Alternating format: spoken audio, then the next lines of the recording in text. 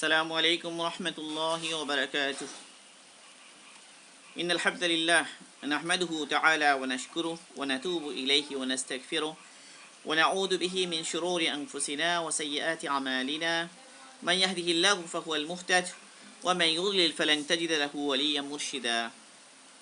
ونشهد أن لا إله إلا الله وحده لا شريك له له الملك وله الحمد يحيي ويميت وهو على كل شيء قدير. ونشهد أن سيدنا ونبينا ومولانا محمدا عبد الله ورسوله سيد الأولين والآخرين وقاتب الأنبياء والمرسلين إمام المتقين وقدوة الصالحين صلوات الله وسلامه عليه وعلى آله وصحبه ومن اهتدى بهديه إلى يوم الدين. أما بعد فأعوذ بالله من الشيطان الرجيم. بسم الله الرحمن الرحيم. لا ينال الله لحومها ولا دماؤها ولكن يناله التقوى منكم.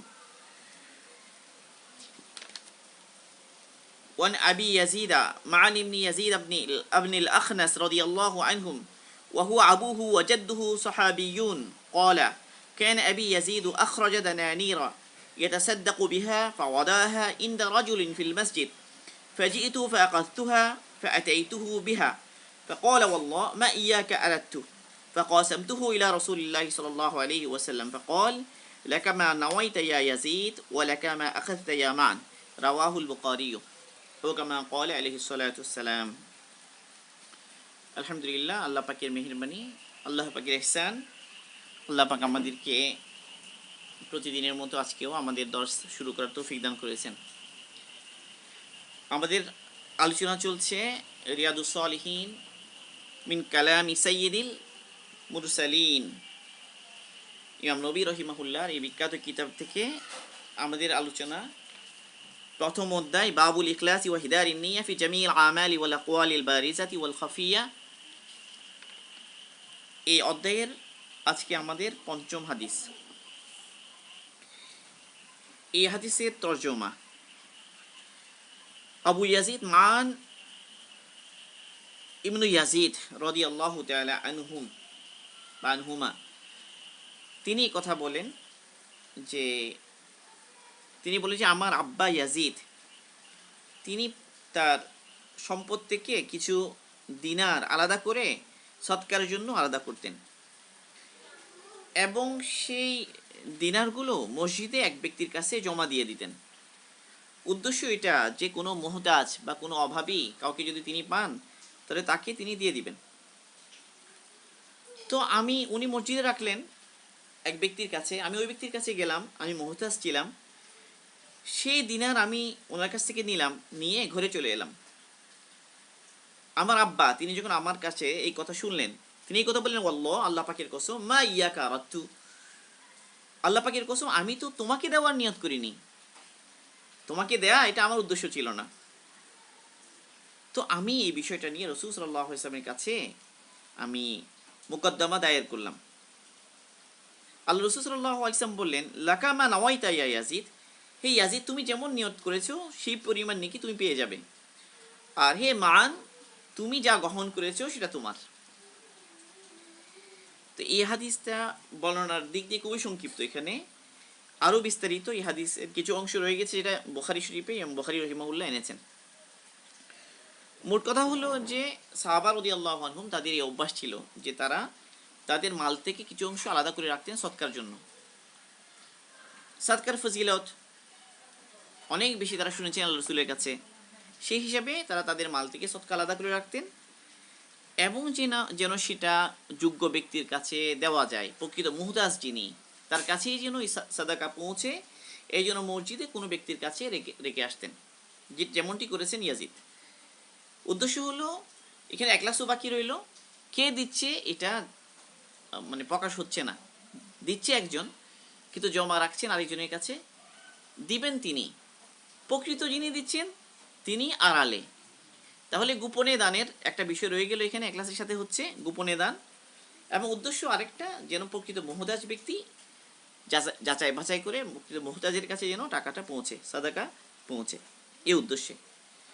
তো ইয়াজিদ রাহিমাহুল্লাহ রেখে এলেন, আর তার ছেলে মান উনিও সাহাবী, তো তিনি গেলে এবং তিনি তখন মুহতাজ ছিলেন, মুহতাজ হিসেবে তিনি গ্রহণ করলেন এবং এটা নিয়ে ঘুরে এলেন। পুরো ঘটনা যখন জানাজানি হয়ে গেল, এখন পিতা বললেন যে আমি তো তোমার জন্য তোমাকে উদ্দেশ্য করিনি, তোমাকে দেয়া তো আমার নিয়ে ছিল না। তো এখন পিতার উদ্দেশ্য উনি মুহতাজ ব্যক্তিকে দেবেন, কিন্তু সেটা ছেলে না, ছেলেকে দেবেন না।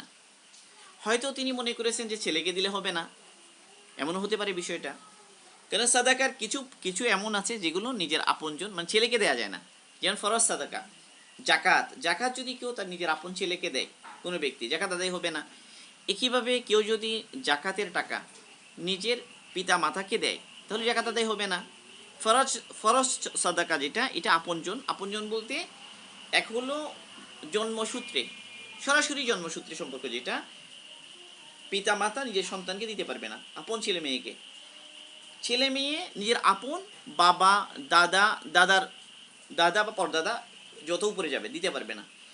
একইভাবে নিচের দিকে ছেলে, নাতি, এরপর আরও নিচে দিতে পারবে না। দিলে ফরজ সাদাকা এটা আদায় হবে না। কিন্তু এর পাশাপাশি আরও আত্মীয় স্বজন, যেমন নিজের ভাই, নিজের বোন, অভাবী, তাদেরকে কিন্তু দেওয়া যাবে। তাহলে দেওয়া যাবে না, একটা হলো নিজের একদম রক্তের সম্পর্ক, সরাসরি ডাইরেক্ট পিতার জন্য সন্তান, সন্তানের জন্য পিতা, উপরের দিকে যতটুক যাবে, সন্তান নিচের দিকে যতটুক নামবে, সরাসরি দেয়া যাবে না। আরেকটা হলো বিবাহের সম্পর্ক, স্বামী স্ত্রীকে দিলে জাকাত আদায় হবে না, স্ত্রী স্বামীকে দিলে জাকাত আদায় হবে না। এই হলো অবস্থা, মানে ফরজ সদকা হয় না। এখন যাই হোক, তিনি হয়তো মনে করেছেন ছেলেকে দিলে তো নাও হতে পারে, কিন্তু উদ্দেশ্য মুহতাজকে দেয়া। এখন ছেলে তিনিও মুহতাজ হিসেবে গ্রহণ করেছেন। এখন দুজনের মধ্যে একটা বিরোধ হয়ে গেল বা মত পার্থক্য হয়ে গেল। পিতা এবং সন্তান দুজনেই এই বিষয়টা নিয়ে আল্লাহ রসুলের দরবারে গেলেন। রসুল সাল্লাল্লাহু আলাইহি ওয়াসাল্লাম পুরো বিষয়টা বুঝে সিদ্ধান্ত দিয়ে দিলেন। আল্লাহ রসুল বললেন যে, হে ইয়াজিদ, তুমি যেমনটি নিয়ত করেছ মুহতাজ ব্যক্তিকে দেওয়ার সাদাকা আল্লাহর উদ্দেশ্যে এবং নেকি পাওয়া, সে তোমার অর্জন হয়ে গিয়েছে। আর তার বিপরীতে মান মানে ছেলে, তুমি যে গ্রহণ করেছো সেটা তোমার জন্য কি হয়েছে? হালাল হয়েছে। ফরজ সাদাকা বলতে আমরা জাকাতকে বোঝাচ্ছি। হ্যাঁ, ফরজ সাদাকা দ্বারা জাকাত উদ্দেশ্য। তো এই হলো সংক্ষিপ্ত হাদিস। তো এখানে রাবি তিনি হচ্ছেন যে মান, মানে হাদিসটি রেওয়ায়ত করছেন মান। তার পিতার নাম ইয়াজিদ, দাদার নাম আখনাস। এরা তিনজনই সাহাবী, ছেলে, পিতা, দাদা। এবং শুধু এতটুকু না, তিনজনই বদরের যুদ্ধে শরীক হয়েছেন। তিন ব্যক্তি, তিনজনই সাহাবী, তিনজনই বদরে শরীক হয়েছেন। ইয়াজিদ ইবনে হাবিব রহিমাহুল্লাহ তিনি বললেন, আমি আখনাস ব্যতীত এমন কোনো ব্যক্তিকে জানি না যে তার ছেলে, তার নাতি তিনজনই একসাথে বদরে উপস্থিত ছিল। এবং মান রাদিয়াল্লাহু আনহুর ব্যাপারে বলা হয় যে তিনি খুবই বাহাদুর সাহাবী ছিলেন, খুবই বীরত্বের সাথে জিহাদে শরীক হতেন এবং অনেক যুদ্ধে তিনি শরীক হয়েছেন। হযরত ওমর রাদিয়াল্লাহু তাআলা আনহু তাকে খুব বেশি সম্মান করতেন, কদর করতেন এবং 64 হিজরিতে কোনো একটা জিহাদে তিনি শহীদ হন। এই হলো মান রাদিয়াল্লাহু তাআলা আনহু।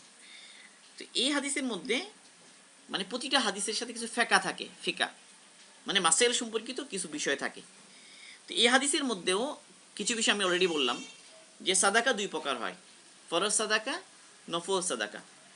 ফরজ সাদাকা সেটা দেওয়ার জন্য নির্দিষ্ট জায়গা আছে, মাসরাব আছে, মানে খাত কোথায় খরচ করবে। কোরআনে পাকে ফরজ সাদাকা খরচ করার জন্য খাতগুলো আল্লাহ পাক বলে দিয়েছেন। মোট কথা আমরা বললাম যে ফরজ সাদকা এটা মুহতাজকে দিতে হবে, গরিবকে দিতে হবে, মিসকিন দিতে হবে, আরও কিছু শ্রেণী আছে। তো নিজের পিতা মিসকিন হলেও দেওয়া যাবে না, অভাবী হলেও দেওয়া যাবে না, নিজের সন্তান অভাবী হলেও দেওয়া যাবে না, একইভাবে স্বামী স্ত্রী পরস্পরকে দিলে হবে না। কিন্তু নফল সাদাকা যেটা, সেটা সেটা নিজের ছেলেকেও দেওয়া যায়, নিজের স্ত্রীকেও দেওয়া যায়, দূরের কাউকেও দেওয়া যায়। নফল সাদাকার ক্ষেত্রে এই বিষয়টা নেই, এই রেস্ট্রিকশনটা নেই। একইভাবে নফল সাদাকা ধনীকেও দেওয়া যায়, গরিবকেও দেওয়া যায়। ফরজ সাদাকার সাথে এখানে পার্থক্য আছে নফল সাদাকার। তাহলে জাকাত যদি হয়, এখন এই হাদিসে কিন্তু উল্লেখ নাই সেটা কি ফরজ সাদাকা ছিল না নফল সাদাকা ছিল, এই হাদিসে সেটা উল্লেখ নাই। আমরা এখানে কোনো ইঙ্গিতও নাই যে যেটা দ্বারা বোঝা যাবে এই সাদাকা কি ছিল, ফরজ ছিল কিংবা নফল ছিল, যেটি যে কোনো একটা হতে পারে। বাকি যদি ফরজ হয়ে থাকে তাহলে কিন্তু ছেলের জন্য সেটা কি হবে না, ছেলেকে দিলে আদায় হবে না। এটা হলো আমাদের মানে মোটামুটি এটা সব মাযহাবেই এটাই, যে নিজের অধীনস্থ যে নিজের একদম ছেলে বা পিতা আদায় হবে না। আচ্ছা, এখানে এটা ছাড়া আরও কিছু মাসাইল। এখন যদি কোনো ব্যক্তি জাকাত আদায় করবে, জাকাত আদায় করার জন্য সে যোগ্য ব্যক্তি তালাশ করলো। যোগ্য ব্যক্তি তালাশ করার পরে সে অনেক চিন্তা ভাবনা করে নিশ্চিত হলো যে এই ব্যক্তি জাকাতের হকদার, তাকে জাকাত দিলে জাকাত আদায় হবে। এরপরে সে তাকে জাকাত দিয়ে দিল, কিন্তু পরে সে জানতে পারলো যে এই ব্যক্তি বাস্তবে জাকাতের হকদার নয়। এখন এই যে জাকাত দিয়ে দিল, তার জাকাত আদায় হবে কি হবে না, এই হলো কি প্রশ্ন। এখন এই প্রশ্নের ব্যাপারে কয়েক মাযহাব, ফুকাহাগণ ইখতিলাফ করেছেন এই মাসালায়। আমাদের মাযহাব হলো ইমাম আবু হানিফা রহিমাহুল্লাহ এবং তার সাথে ইমাম মুহাম্মদ রহিমাহুল্লাহ, তাদের রায় হলো যে ব্যক্তি জাকাত আদায় করেছে, যেহেতু সে যাচাই বাছাই করেই অনেক চিন্তা ভাবনা করেই সিদ্ধান্ত নিয়েছে, তো তার জাকাত আদায় হয়ে গিয়েছে, তাকে দ্বিতীয়বার জাকাত আদায় করতে হবে না এবং গ্রহণকারীরও তা ফেরত দেওয়া লাগবে না এই হাদিস অনুসারে।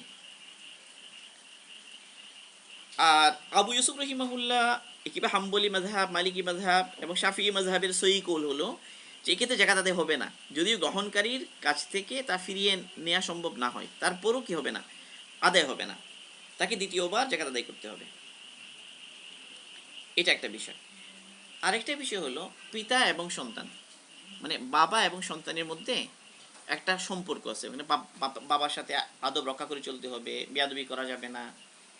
এখন এই যে সন্তান পিতার ব্যাপারে নালিশ দেয়া কোনো একটা কন্ডিশনে, এটা করলে কেবল নালিশ দেয়া বা মোকদ্দমা দায়ের করার কারণে পিতার নাফরমানি হবে কিনা, এই জিনিসটা পিতার নাফরমানির অন্তর্ভুক্ত হবে কিনা।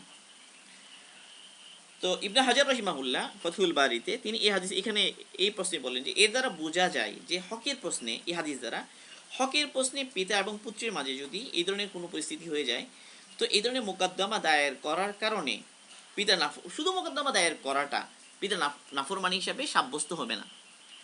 মানে পিতার নাফরমানি গুনাহটা কিন্তু অনেক মারাত্মক, মানে নামাজ ইচ্ছাকৃতভাবে নামাজ ত্যাগ করা, তাই না? তারপর হলো এর উপরে যে শিরিক করা, এরপরে পিতা মাতার সাথে নাফরমানি করা, এরপরে নামাজে অবহেলা করা, মানে কবিরা গুনার লিস্টের মধ্যে এগুলো প্রথম দিকে একদম প্রথম দিকে। কিন্তু এই যে পরিস্থিতি হকের জন্য, হকের পরিস্থিতি এবং দলিলের আলোকে সন্তান যখন পিতার সাথে মতবিরোধ করে দলিলের আলোকে এবং সঠিক জায়গায় তারা পৌঁছে যায় এটা সমাধান করার জন্য, হকের জন্যই যেহেতু সেটা, এতটুকুর কারণে সন্তানের এই কাজটা পিতার নাফরমানি হিসেবে গণ্য হবে না। এটা একটা বিষয়। আরেকটা বিষয় হলো সাদাকার ক্ষেত্রে কাউকে প্রতিনিধি বানানো জায়েজ কিনা, মানে আমি আমার উপর জাকাত ফরজ, এখন আমি এই জাকাতটা সরাসরি দিতে হবে, নাকি আমি সরাসরি না দিয়ে এক ব্যক্তিকে আমি আমার উকিল নিয়োগ করলাম, আমার প্রতিনিধি নিয়োগ করলাম, তাকে দিলাম, সে আমার পক্ষ থেকে এই সাদাকা আদায় করবে, এটা জায়েজ কিনা। এই হাদিসের দিকে খেয়াল করলে দেখা যায় যে ওই সাহাবী তিনি মসজিদে এক ব্যক্তির কাছে রেখে এসেছেন। এ দ্বারা বোঝা গেল যে সাদাকা আদায় করার জন্য কাউকে প্রতিনিধি বানানো এটা জায়েজ। এটা দ্বারা আরেকটা লাভ, সেটা কি, নফল সাদাকার ক্ষেত্রে এরকম করলে তাহলে সাদাকার গোপনীয়তা রক্ষা হয়, গোপনীয় দানের অনেক ফজিলত, সেই ফজিলত তো লাভ করা সহজ হয়। আরেকটা বিষয় যে পিতা যদি সন্তানকে কোনো জিনিস হেবা করে, হেবা মানে দান করা, হেবা এবং সাদাকা দুইটার মধ্যে পার্থক্য আছে। একটা হলো নফল সাদাকা সামর্থ্যবান কেউ দেয়া যাবে, হ্যাঁ দেয়া যাবে, নফল সাদাকার অনেক প্রকার আছে, এর মধ্যে নিজের স্ত্রীর মুখে লোকমা তুলে দেয়া এটাও সাদাকা। এখন স্ত্রী যদি কি হয়, মালদার হয়, হতে পারে এরকম, এটাও তো নফল সাদাকা হিসেবে গণ্য হবে, অথচ স্ত্রী মালদার, তাহলে বোঝা গেল যে নফল সাদাকা মালদারকেও দেয়া যায়। হ্যাঁ, আরেকটা হলো যে পিতা যদি সন্তানকে কোনো জিনিস দান করে, হেবা করে, তো হেবা করলে কিন্তু ফিরিয়ে নেওয়া যায়, হেবা করলে ফিরিয়ে নেওয়ার অধিকার থাকে, যে হেবা করেছে পরবর্তীতে সেটা ফিরিয়ে নেওয়ার হক রাখে। কিন্তু যদি সে সাদাকা করে থাকে তাহলে কিন্তু ফিরিয়ে নেওয়া জায়েজ হবে না। এই হাদিস দ্বারা বোঝা গেল যে ফিরিয়ে নেওয়া জায়েজ হবে না, এটা ইবনে হাজার রহিমাহুল্লাহ বলেছেন। আচ্ছা, এই হাদিসের কতগুলো ফাওয়ায়েদ। এক হলো সাদাকা করার প্রতি উৎসাহ বোঝা যায় এই হাদিস দ্বারা, যে সাদাকা করার প্রতি উৎসাহ, এবং যে কোনো মাসআলায় রসুলের দিকে রুজু হওয়া বা উলামাদের দিকে রুজু হওয়া, যেখানেই আমরা আটকে যাব, যেখানে আমাদের বুঝতে অসুবিধা হবে, সেখানেই আমরা উলামাদের দিকে রুজু হব সমাধানের জন্য, এটা খুবই গুরুত্বপূর্ণ, এটাও বুঝে আসে। 3 নম্বর হলো নিয়তের ফাজায়েল। নিয়ত যদি সঠিক হয়ে থাকে, নিয়ত অনুসারে যদি কোনো কাজ হয়ে যায়, তাহলে নেকির পথে আর কোনো বাধা থাকে না। এটাই হাদিস দ্বারা বোঝা যায়। আরেকটা বিষয় হলো যে এখানে স্বাভাবিকভাবে পিতা এবং সন্তানের মধ্যে একটু বিতর্ক হয়েছে, কিন্তু এই বিতর্কটা কোন পর্যায়ের, মানে এটা হলো মানে নিজের আদব রক্ষা করে সঠিক দলিল পেশ করে সঠিক কথাটা গুরুজনকে যদি বলা হয়, এটা দ্বারা কি হয় না, বেয়াদবি হয় না, এরকম একটা সুযোগ থেকে যায়। বরং হকের প্রশ্নে আদবের সাথে বলে দেয়া যায়, এটাও এই হাদিস দ্বারা বোঝা যায়। পিতা হওয়া সত্ত্বেও তিনি এই মোকদ্দমা নিয়ে রসুলের কাছে চলে গিয়েছেন। মানে এই কথা চিন্তা করেননি আমার আব্বার কথা শুনে ফেললেই তো হলো, আব্বা একটা কথা বললেন এটাই মেনে নিই, আবার রসুলের কাছে যাব কেন, এরকম কিন্তু করেননি, তিনি রসুলের কাছে চলে গিয়েছেন। এটা আরেকটা বিষয়। আসলে সাদাকা এটা তো অনেক কি দামি জিনিস, একটা দামি আমাল। এই হাদিসে যেমন বলা হচ্ছে কানা আবি ইয়াজিদু আখরাজা দানানিরা ইয়াতাসাদ্দাকু বিহা। মান বলছে যে আমার পিতা, কানা দ্বারা বোঝা গেল এটা তার সবসময়ের অভ্যাস। কানা দ্বারা এমন বোঝা যায় যে কানা দ্বারা একটা অভ্যাস বোঝা যায়, মানে এই অভ্যাসের উপর তিনি ছিলেন, এটা বোঝা যায়। আমার পিতা ইয়াজিদ তিনি সাদাকা বের করে রাখতেন তার সম্পদ থেকে, তার মূল সম্পদ থেকে কিছু দিনারকে সাদাকা করার জন্য আলাদা করে রাখতেন, এটা বোঝা গেল। আর সাদাকা এমন জিনিস, হাদিসে পাকে এসেছে, মুসলিম শরীফে হাদিসে এসেছে, মা নাকাসাত সাদাকাতুম মিন মাল, সাদাকা মালকে কমিয়ে দেয় না, মানে যখন সাদাকা করে তখন সে তার মাল কমে না। এবং আল্লাহ রসুল অন্য জায়গায় বলছে, বুখারী এবং মুসলিমে এসেছে ওই হাদিসটা, মান ইসতাতা মিনকুম আন ইয়াস্তাতিরা মিনান নার ওয়ালাউ বিশিক্কি তামরাতিন ফালিয়াফআল। তোমাদের মধ্যে কোনো ব্যক্তি যদি সক্ষম হয় নিজেকে জাহান্নাম থেকে বাঁচানোর জন্য, সৎকা করার জন্য যদি সামর্থ্যবান হয়, তাহলে সেই জন্য তা করে, যদিও সেটা খেজুরের একটা টুকরা হোক। খেজুরের একটা টুকরা দিয়ে হলেও সাদকা করেও যেন কেউ নিজেকে জাহান্নাম থেকে বাঁচানোর চেষ্টা করে। অন্য হাদিসে আল্লাহ রসুল বলেছেন লা খায়রা ইল্লা ফিসনাইন, দুই ব্যক্তি ছাড়া আর কারো মাঝে কল্যাণ নাই। রাজুলিন আতাহুল্লাহুল কুরআনা ফাহুয়া ইয়াকুমু বিহি আনা আল-লাইলি ওয়া আনা আন-নাহার ওয়া রাজুলিন আতাহুল্লাহু মালান ফাহুয়া ইউনফিকুহু আনা আল-লাইলি ওয়া আনা আন-নাহার। বুখারী ও মুসলিম দুই জায়গায় এসেছে এই হাদিসটা। দুই ব্যক্তি বড় উত্তম, এক ব্যক্তি যাকে আল্লাহ পাক কোরআনের তৌফিক দান করেছেন, সে সব সময় কোরআন তেলাওয়াতে, দিনে রাতে কোরআন তেলাওয়াতে রত থাকে। আরেক ব্যক্তি যাকে আল্লাহ পাক মাল দান করেছেন, সে দিনে রাতে সব সময় আল্লাহ সন্তুষ্টির পথে মাল খরচ করতে থাকে। ইবনু আবিজাদ রহিমাহুল্লাহ তিনি বলেন সাদাকা এটা খারাপই 70টা দরজা বন্ধ করে দেয়, আর গোপনে সাদাকা করা প্রকাশ্যে সাদাকা করার 70 গুণ বেশি ফজিলত রাখে। কোরআনে পাকে আল্লাহ পাক মুত্তাকিদের বৈশিষ্ট্য বলতে গিয়ে সেখানে সাদাকার কথাও তুলেছেন, কানু কলিলাম মিনাল লাইলি মা ইয়াহজাউন ওয়া বিল আসহারিহিম ইস্তাগফিরুন ওয়া ফি আমওয়ালিহিম হাক্কুন লিসসাইলি ওয়াল মাহরুম। এখানে 3টা গুণ বলেছেন আল্লাহ পাক। তারা দিনের বেলায় খুব কম ঘুমাতেন এবং শেষ রাতে তারা ইস্তেগফার করতেন, এবং তাদের মালের মধ্যে যে চায় সায়েল এবং যে বঞ্চিত তাদের হক থাকে, তার উদ্দেশ্য হলো যখন সায়েল চায় তাদের কাছে, তারা তাকে সাদাকা দিয়ে দেয়। তো এই জিনিসটা একটা জিনিস বোঝা গেল। আরেকটা হলো এটা প্রথম। 2 নম্বর হলো যে কোনো পরিস্থিতি যখনই আমাদের কোনো জিনিস বুঝে আসবে না, তো আমাদেরকে রসুল সাল্লাল্লাহু আলাইহি ওয়াসাল্লামের দিকে রুজু করতে হবে। রসুল যদি না থাকেন তো ওয়ারিসে রসুল যারা, তাদের দিকে নত হতে হবে, ঝুঁকতে হবে। এবং রসুলের তরফ থেকে যখন কোনো একটা ফয়সালা হয়ে যায় তো সেটা মেনে নিতে হবে। কোরআনে পাকে আল্লাহ পাক এই জিনিসটা কসম দিয়ে বলেছেন, ফালা ওয়া রাব্বিক লা ইউমিনুনা হাত্তা ইউহাক্কিমুকা ফীমা শাজারা বাইনাহুম। তোমাদের মধ্যে ওই ব্যক্তি, কোনো ব্যক্তি ততক্ষণ পর্যন্ত ইমাহি রসুল আপনার রবের কসম, তারা ততক্ষণ পর্যন্ত ইমানদার হবে না যতক্ষণ পর্যন্ত তাদের যে কোনো কিছু ফয়সালার ভার আপনার উপর অর্পণ না করে।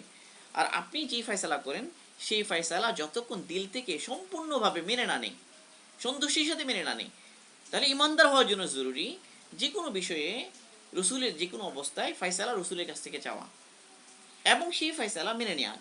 দিনের পক্ষ থেকে দিন অনুযায়ী যখন কোনো ফয়সালা দিয়ে দেওয়া হয় তখন সেটা মেনে নেওয়া সন্তুষ্ট চিত্তে।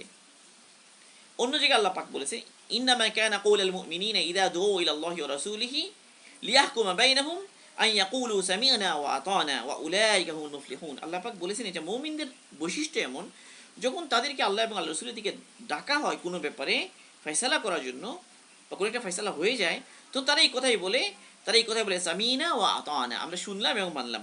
এবং এরাই হলো সফলকাম। হাদিসের মোটামুটি আমরা এখানে যতটুকু বুঝলাম যে এখানে আরেকটা বিষয় যে রাসূল সাল্লাল্লাহু আলাইহি ওয়াসাল্লাম এটাকে সমাধান করেছেন কিভাবে। রাসূল সাল্লাল্লাহু আলাইহি ওয়াসাল্লামের এই সমস্যার সমাধান দেওয়ার যে উসলুব, যে পদ্ধতি, এটাও অনেক সুন্দর। রাসূল কত সুন্দর করে বলেছেন, মানে আল্লাহ রাসূল দুজনের কথা শুনেছেন, শুনে আল্লাহ রাসূল যথাযথভাবে এটা ফয়সালা করে দিলেন। এমনভাবে ফয়সালা করলেন যেন দুইজনের অন্তরেই প্রশান্ত হয়ে যায়। আল্লাহ রাসূল ইয়াজিদকে বললেন, লাকামা নাওয়াইতা ইয়া ইয়াজিদ, হে ইয়াজিদ, তুমি যা নিয়ত করেছো সেই নিয়ত অনুযায়ী তুমি ফজিলত পেয়ে গিয়েছো। ওয়ালাকামা আকালতা ইয়া মাআন, হে মাআন, তুমি যা গ্রহণ করেছো সেটা তোমার। তার মানে তুমি মুহতাজ হিসেবে যখন গ্রহণ করেছো সেটা তোমার জন্য হালাল, এখানে কোনো সমস্যা নাই। আর এর সাথে সাথে ইয়াজিদ, তুমি যেহেতু আল্লাহর জন্যই সাদাকা করেছো, আল্লাহর জন্য, আল্লাহ পাকের উদ্দেশ্যেই যেহেতু সাদাকা করা তোমার নিয়ত ছিল আর তাই হয়েছে, এবং সেটা প্রকৃতপক্ষে একজন মুহতাজ ব্যক্তির কাছেই যেহেতু পৌঁছেছে, কাজে তোমার জন্য আফসোস করার কোনো কারণ নেই, তুমিও তোমার নেকি পেয়ে গিয়েছো। তো সাহাবা রাদিয়াল্লাহু আনহুম, মানে তাদের বিষয়, দিন সবচেয়ে বড় ছিল, দিনের উপর চলার জন্য তারা চেষ্টা করতেন এবং যে কোনো ফজিলত পাওয়ার জন্য চেষ্টা করতেন। তো এই জন্য আমাদেরও জরুরি যে আল্লাহ পাক আমাদেরকে সম্পদ দিয়েছেন, তো আমাদের সম্পদ থেকে কিছু জিনিস আলাদা, কিছু টাকা আলাদা করে রাখা। এবং অনেকেই এরকম কি করেন, সিস্টেম বানিয়ে রাখেন যে যা আয় হয়, ওই এক বুজুর্গের ঘটনা আছে যে নিজের আয় ইনকামকে 3 ভাগ করতেন, 3 ভাগ করে 1 ভাগ খরচ করতেন, আরেক ভাগ সাদাকা করতেন, আরেক ভাগ আগামী বছর উৎপাদনের জন্য খরচ করতেন, রেখে দিতেন। তো পরে দেখা গেল কি আল্লাহ পাক তার জমিনে খাসভাবে যেন বৃষ্টি দিচ্ছেন, যে কোথাও বৃষ্টি হচ্ছে না, হুকুম করা হলো মেঘকে, তুমি কি দাও, বৃষ্টি দাও। কার? ওই আবদুল্লাহ জমিতে। যেই ব্যক্তি মেঘের মধ্যে আওয়াজ শুনলো, সে মেঘের সাথে চলা শুরু করলো, এবং চলতে চলতে এক জায়গায় এসে দেখলো যে একটা জায়গায়, একটা জমির উপরে বা একটা বাগানে কেবল সেখানেই বৃষ্টি হচ্ছে, অন্য কোথাও বৃষ্টি হচ্ছে না। তো অবাক হয়ে গেলেন তিনি। ওই ব্যক্তি যার নাম ছিল আবদুল্লাহ। পরে তিনি তার ওই বাগানের মালিককে খুঁজে বের করলেন এবং জিজ্ঞেস করলেন, ভাই তোমার কি নাম? সে নাম বলল। এরপর বলল যে ভাই কি আমল করো তুমি, তোমার নামে আসমানে মেঘের মধ্যে হুকুম করা হয় তোমার বাগানে কি করার জন্য, বর্ষণ হওয়ার জন্য, তুমি এমন কি আমল করো? তখন সে বলল যে আমি আমার এই বাগানের উৎপাদনকে 3 ভাগ করি, 1 ভাগ দিয়ে আমি আমার নিজের প্রয়োজন মিটাই, আর 1 ভাগকে আমি আগামী বছরের জন্য রেখে দিই, এবং আরেক ভাগ আমি আল্লাহর রাস্তায় দিয়ে দিই, দিনের কাজে আমি সাদাকা করি। তার এই আমাল আল্লাহ পাকের কাছে এত পছন্দ হয়েছে যে তার জমির জন্য, তার বাগানের জন্য আল্লাহ পাকই নিজে জিম্মাদার হয়েছেন, আল্লাহ পাক সহযোগিতা করেছেন। মুফতি মোহাম্মদ শফি রহিমাহুল্লাহ, যে ওনার একটা অভ্যাস ছিল, তো কিসমানি সাহেব দামাত বারকাতুহুম, তিনি ইসলাহি কুতুবাতের মধ্যে এক জায়গায় বলেছেন যে ওনার আব্বার একটা অভ্যাস ছিল এটা, তিনি তার প্রতিদিনের ইনকাম থেকে আলাদা করে ফেলতেন একটা অংশ সাদাকা করার জন্য, আলাদা করে ফেলতেন এবং যথাযথ জায়গায় সেটা খরচ করতেন। তো আল্লাহ পাক আমাদের, যাদেরকে আল্লাহ পাক সম্পদ দান করেছেন বা আমরা রেগুলারই ইনকাম করি, বিশেষ করে আমরা যারা ডাক্তাররা তো প্রতিদিনই ইনকাম করে, তো আমাদের জন্য বড় সহজ আসান যে প্রতিদিনই ইনকাম থেকে কিছু টাকা পয়সা আলাদা করা এবং এটাকে অভ্যাস বানিয়ে নেওয়া এবং সবসময়ই এই সাদাকাটা চালাতে থাকা এভাবেই। তাহলে আমি সবসময় সাদাকার উপরে রইলাম, প্রতিদিনই যেন আমার কিছু সাদাকা হয়। আরেকটা হলো, যখনই গুনাহ হয়ে যায় মানুষের, তখন তার উচিত কি সাথে সাথে সাদাকা করা, কারণ সাদাকা কি করে বিপদকে দূর করে দেয়। হয়তো আমার গুনাহের কারণে যদি কোনো আযাব এসে থাকে, তো আল্লাহ পাক আমার সাদাকার বদৌলতে সেটা তুলে নেবেন। মানে মুসিবত এবং সাদাকা দুটোর মধ্যে কম্পিটিশন হতে থাকে, কিন্তু সাদাকা এত দ্রুত আল্লাহ পাকের কাছে কবুল হয়ে যায়, পৌঁছে যায়, মুসিবত সাদাকার সাথে কম্পিটিশন করে পারে না। সাদাকা এটা অনেক বড় জিনিস। অনেক গুনাহগার কিন্তু সাকি, আর অনেক বখিল, হয়তো আমল করে কিন্তু বখিল বলে অনেক সময় দেখা যায় যে গুনাহগার কিন্তু দানশীল, সে এই দানশীলতার কারণে আল্লাহ পাক তাকে মাফ করে দেন, তার ফজিলত বুলন্দ হয়ে যায়। তো এই জন্য সাকাওয়াত, যেটা দানশীলতা, এটা কিন্তু অর্জন করার জিনিস, এটা অর্জনের জিনিস। এবং যত মানুষ সাদাকা করবে তত আকিরাত তার সুন্দর হতে থাকবে। আর মানুষ যত বেশি আকিয়াতে পাঠিয়ে দিবে সাদাকার মাধ্যমে, তত বেশি আকিয়াতের মহব্বত অন্তরে তৈরি হবে। কারণ আকিরাতে তো পাঠিয়ে দিয়েছে সে, আকিরা তৈরি হচ্ছে তার জন্য। তাহলে আকিরাতে যখন যাওয়ার ডাক আসবে তখন যেতে কি হবে না, ভয় লাগবে না, পেরেশান লাগবে না, কারণ ওখানে আগে থেকেই তৈরি আছে। তো আল্লাহ পাক আমাদের সবাইকে তৌফিক দান করেন সাদাকা করার জন্য, সদকা করার জন্য। সদকার একটা পুঁজি যেন আমাদের থাকে, আল্লাহ পাক তৌফিক দেন। এবং সাদাকাকে উপযুক্ত জায়গায় খরচ করা, এবং জাকাত ইহতিমামের সাথে জাকাত আদায় করা, ফরজ জাকাত, এটা সুন্দরভাবে গুছিয়ে হিসাব করে কে কাকে আমি জাকাত দিব, জাকাতের মাসরাফ খেয়াল করে যথোপযুক্ত জায়গায় জাকাত আদায় করা। প্রতি বছর নির্দিষ্ট সময়ে জাকাত দেওয়া চাই। বাকি রমজান মাসে যদি জাকাত আদায় করা হয় তাহলে নেকি বেশি পাওয়া যায়। আর এর পাশাপাশি তো নিয়তের বিষয়টা থাকছেই, সব সময়ই আমার নিয়তকে খালেজ করতে হবে। সাদাকা নষ্ট হয়ে যায় দুই কারণে। এক হলো খোঁটা দেওয়ার কারণে, এক ব্যক্তি কাউকে খোঁটা দিল, এটার দ্বারা সাদাকা নষ্ট হয়ে যায়। আর একটা হলো যদি এখলাসের সাথে সে না করে তাহলে তার সাদাকা নষ্ট হয়ে যায়। কোরআন পাকে আল্লাহ তাআলা পাক কোরআন পাকে বলেছেন, ইয়া আইয়ুহাল্লাযীনা আমানু লা তুবতিলু সাদাকাতিকুম বিল মান্নি ওয়াল আযা। হে ঈমানদারগণ, তোমরা মানুষকে কষ্ট, একটা হলো খোঁটা দেয়া এবং কষ্ট দেওয়ার মাধ্যমে তোমরা কি করো না, তোমরা মানুষ তোমাদের সাদাকাকে নষ্ট করে দিও না। তাহলে এক হলো খোঁটা দেয়া, একজনকে আমি এহসান করলাম, এহসান করে আমি পরবর্তীতে দেখিয়ে দিলাম যে তোমাকে তো আমি এই এহসান করেছি, এই যে খোঁটা, এটা আল্লাহ পাকের কাছে পছন্দ না, এটার কারণে সাদাকা নষ্ট হয়ে যায়। আরেকটা হলো যে লোক দেখানোর জন্য সাদাকা করা, এটার কারণেও সাদাকার নেকি নষ্ট হয়ে যায়। এই জন্য এরপরের আয়াতেই আল্লাহ পাক বলেছেন যে সে হলো ওই ব্যক্তির মতো যে ব্যক্তি লোক দেখানোর জন্য কি করে, আমাল করে, বা লোক দেখানোর জন্য সাদাকা করে। তো তারা এমন যে তারা কি রাখে না, তারা আকিরাতের উপরে এবং আল্লাহ পাকের উপর ইমান রাখে না। এবং শেষ আয়াতটাই হলো যে আল্লাহ পাক কাফেরদেরকে হেদায়েত দান করেন না, মানে বাস্তবে কাফেররা এরকম হয়। তো কোনো মুমিনও যদি এরকম হয়ে যায় যে সে তার সাদাকা, তার এহসানের কি দেয়, খোঁটা দেয়, অথবা সে এখলাসের সাথে করে না, লোক দেখানোর জন্য করে, তো দুটোই খুব মারাত্মক। এই দুইটাই কাফেরের মতো, কাফের করতে পারে এরকম, মুমিন তো এরকম করতে পারে না। আর মুমিন যখন কি করে, সাদাকা করে এখলাসের সাথে, তখন তার ফজিলত আল্লাহ পাক বলেছেন যে তার উদাহরণ একটা বাগানের মতো, যে বাগানের অবস্থা এমন, যদি বৃষ্টি হয় তাহলে অনেক বেশি ফসল হয়, আর বৃষ্টি না হলেও কি হয়, বৃষ্টি না হলেও কি হয়, মানে ফসল তেমন কম হয় না, চলে। এবার একটা লম্বা মিসাল দিয়েছেন যে যে ব্যক্তি লোক দেখানোর জন্য সাদাকা করবে, এখলাসের সাথে করবে না, তার পরিণতি বোঝানোর জন্য একটা বাগানের উদাহরণ দিয়েছেন। এক বৃদ্ধ ব্যক্তি, সে বাগানের মালিক, তার অনেক চুজরো বাচ্চা, তো বাগানে অনেক মাশাআল্লাহ ফসল হয়েছে, খেজুর হয়েছে, আঙ্গুর হয়েছে, কিন্তু যখনই ফসল কাটার সময় এলো তখনই কি হলো, তখনই একটা আযাব এলো, আযাব এসে, আগুন এসে পুরো বাগানকে জ্বালিয়ে দিল। তো আল্লাহ পাক বলেন যে যে ব্যক্তি লোক দেখানোর জন্য সাদাকা করে, তো তার আমালগুলো এভাবেই নষ্ট হয়ে যায়, এভাবেই নষ্ট হয়ে যায়। তো এই জন্য সবসময় খেয়াল করা যে আমি সাদাকা তো করবো, যে এখলাসের সাথে হয়। জি, আপন ভাই বোনকে কি ফরজ জাকাত দেয়া যাবে? আমরা বললাম যে ফরজ জাকাত দেয়া যায় না দুই ক্ষেত্রে। এক হলো নিজের আপন পিতা, আপন দাদা, বা আপন মা, আপন নানি, মানে এভাবে নানা, এদিকে এদিকে দাদা দাদি, এদিকে রক্তের সম্পর্ক ডাইরেক্ট, তাদেরকে দেওয়া যাবে না উপরের দিকে। নিচের দিকে নিজের সন্তান, নিজের ছেলে মেয়ে, নিজের নাতি নাতনি, নিচের দিকে যতটুকু যাবে তাদেরকে দিলেও জাকাত আদায় হবে না, ফরজ জাকাত যেটা, এটা আদায় হবে না। আরেকটা হলো নিজের স্বামী স্ত্রী, আত্মীয়তার মধ্যে স্বামী স্ত্রী, স্বামী যদি স্ত্রীকে জাকাত দিয়ে আদায় হবে না, স্ত্রী যদি স্বামীকে জাকাত দিয়ে আদায় হবে না। কিন্তু ভাই বোন, চাচা, ফুফু, খালা, মামা, আরও যারা কাজিন বিভিন্ন ধরনের, তাদের সবাইকে, এমনকি শ্বশুর শাশুড়ি, তাদের সবাইকে কি দেয়া যাবে, জাকাত দেয়া যাবে। তাদেরকে জাকাত দিলে জাকাত আদায় হবে, কিন্তু তারা মুহতাজ হতে হবে, অভাবী হতে হবে। বড়লোক হলে তো হবে না, অভাবী হলে তাদেরকেও কি দিলে আদায় হবে। আর নফল সাদাকা সেটা কিন্তু সবাইকে দেয়া যায়, নিজের আপন পিতা, তার দাদা, তাদেরকেও দেয়া যায়, নিজের নাতি ছেলে, তাদেরকেও দেয়া যায়, এমনকি ধনী লোককেও দেয়া যায়। একটা ঘটনা আছে যে এক ব্যক্তি কি করেছে, নিয়ত করেছে আজকে আমি সাদাকা করব, নিয়ত করেছে, রাতের বেলা সাদাকা দিল গোপনে গোপনে। পরের দিন ঘোষণা হলো যে এক ব্যক্তি ধনী ব্যক্তিকে কি করেছে, সাদাকা করেছে।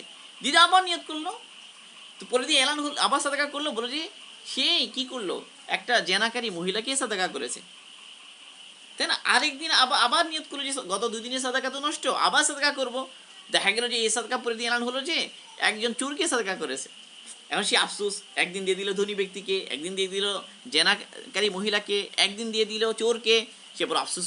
কিন্তু কিন্তু তাকে জানিয়ে দেওয়া হলো যে কোনোভাবে, হয়তো এই জামানার নবীর মাধ্যমে। এখানে আমার একটু কনফিউশন যে কীভাবে জানিয়ে দেওয়া হয়েছে যে তার 3 দিনের সাদাকা আল্লাহ পাক কবুল করে নিয়েছেন। তাহলে এখানে তো একদিনের সাদাকা এমন আছে যেটা দুনিকে দেওয়া হয়েছে, আর সেটা নফল সাদাকা ছিল যেহেতু, এই কারণে কোনো সমস্যা নাই। কারণ দুনির হাতে পড়ে গেলেও নফল সাদাকা কি হয়ে যাবে, এটা জায়েজ হয়ে যাবে। কিন্তু ফরজ সাদাকা এটা কি হবে না, এটা ধনীকে দিলে হবে না, এটা মুহতাজ অভাবী যাকে, তাকে দিতে হবে। জাকাতের আলোচনা আমরা আলাদা আলোচনা করা দরকার, এটা পরে হয়তো কোনো সামনে হাদিস আসতেও পারে। আর আমরা এমনিতে রমজানের আগে এই ফরজ এলম প্রশিক্ষণ প্রোগ্রামের যে দাস ছিল ওখানে আমরা জাকাতে আলোচনা করেছিলাম একদিন। যাই হোক, হয়তো আল্লাহ পাক তৌফিক দিলে সামনে আবার করার সুযোগ হবে ইনশাল্লাহ। তো এতটুকু, আমাদের সময় শেষ, 10টা বেজে গেছে। আল্লাহ পাক আমাদের সবাইকে আমল করার তৌফিক দান করুন, সাদাকার মাধ্যমে আকিরাতের পুঁজি সঞ্চয় করার তৌফিক দান করুন এবং ইখলাসের সাথে করার তৌফিক দান করুন। সুবহানাল্লাহি ওয়া বিহামদিহি, সুবহানাকা আল্লাহুম্মা বিহামদিকা, আশহাদু আল্লা ইলাহা ইল্লা আনতা, আস্তাগফিরুকা ওয়া আতুবু ইলাইক।